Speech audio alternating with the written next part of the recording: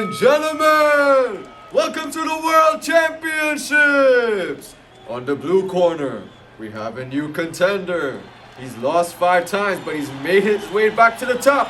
Please welcome Tad the Thumbler Taylor! Sip, sip. Sip. On the red corner, we have the defending champ. He has never lost a battle. Please put your hands together for Tim the Thuminator Thomas!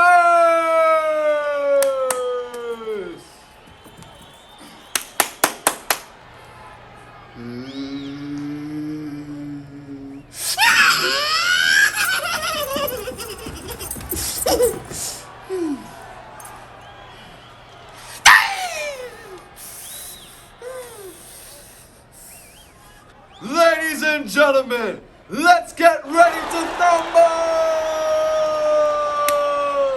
1, 2, 3, 4. I declare thumb war. Ladies and gentlemen, it's getting intense. It's getting intense. Who will win the championship? It's getting intense.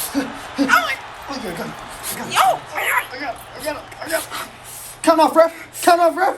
3, 2, 1. We have a new champion! Taylor, everybody! Put your hands together for that Taylor! Oh no! No! How? Oh yes! How? How do you mean? What? How? How? No! No! No! No! No! No! No! No! No! How? No! What did I do? No!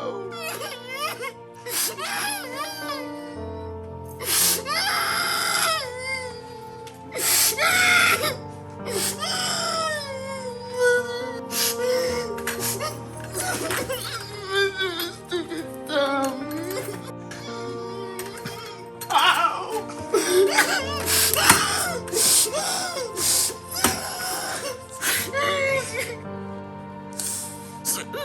Say hello to my little friend!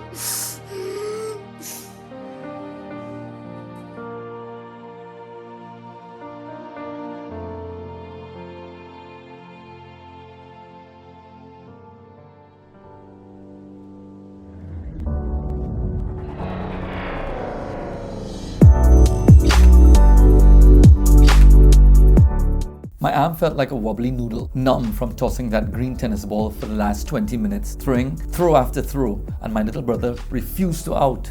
I'd put all my energy into tossing that ball toward that wicket, and then he would effortlessly swing his cricket bat and solidly and heartlessly, I might add, hit that ball straight back past me. Eventually, I would get lucky and out him, to my great delight.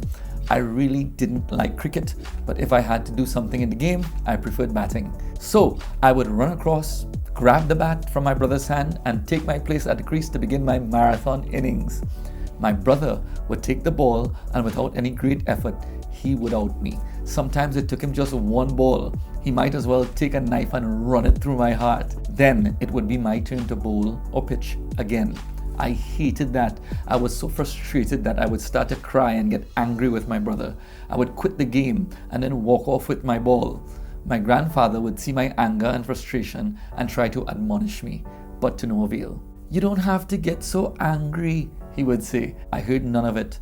My hurt and my angst were too real. Yes, Aja, you weren't the one throwing the stinking ball for the last hour. Then there were days when the tables were turned and my little brother started to cry and get angry when I got him out. I think he was worse. Once he even threatened me with the bat. I remember thinking that he's a really sore loser. Even at that tender age, I remember asking myself, I wonder if he learned to be a rotten loser from me. You know, that was a real possibility. No one likes to lose. If you meet a person who says that he likes losing, that fellow needs a serious psychiatric evaluation. The bitterness of losing is overwhelming. Everyone talks about winning, but hardly anyone ever talks about how to be a great loser. So, I thought I might give it a shot. If you're losing, lose well. That might have come out wrong. I mean, understand that there are some benefits to losing which you should grasp with both hands. So here's how to be the best loser you can be. Ready? Let's go. Number 1, losing is part of the process. It is important that you know early on that losing is part of the process. I recently watched the West Indies cricket team take a severe beating in the Cricket World Cup. After the game, the camera panned to the West Indies dugout. Some of the players were solemn, but most of them were smiling. Why? Don't they care about the game? I'm sure they wanted to win.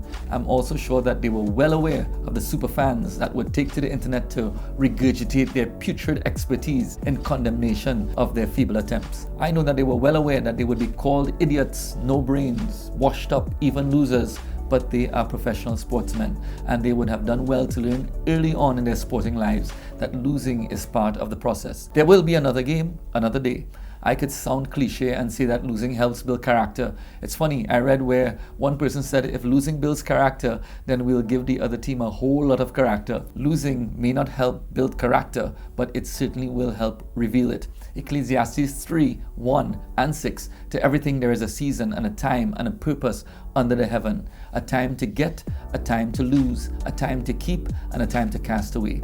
Losing is part of the process of growing. If you can learn to lose gracefully, your life would be a whole lot less stressful. Number 2, gain discipline. Losing affords you something that is priceless. Discipline. Losing is like getting knocked down. It takes much discipline to get back up. The word that comes to mind after every loss is quit. In the sporting arena, as well as in the arena of life, you will take a hit, and that will shake you. What you do after will determine what you become. Proverbs 24:16. For a just man falleth 7 times, and he riseth up again, but the wicked fall into mischief. The just man is not recognized by his accomplishments, but by his discipline to get back up. Let losing teach you discipline, no matter how painful it seems. You set your goal. On the path to that goal, there will be ups and downs. When the downtime comes, remember the goal and get there despite the cost. That's discipline. My goal is to see my Lord Jesus Christ. I am going to get there no matter how many times I lose. Trust me. Number 3, lessons learned. A wise man will learn from his mistakes. The foolish man forfeits the value of his loss. When asked about the many failures when trying to create the light bulb, Thomas Edison responded, I didn't fail. I just found 2,000 ways not to make a light bulb. I only need to find one way to make it work.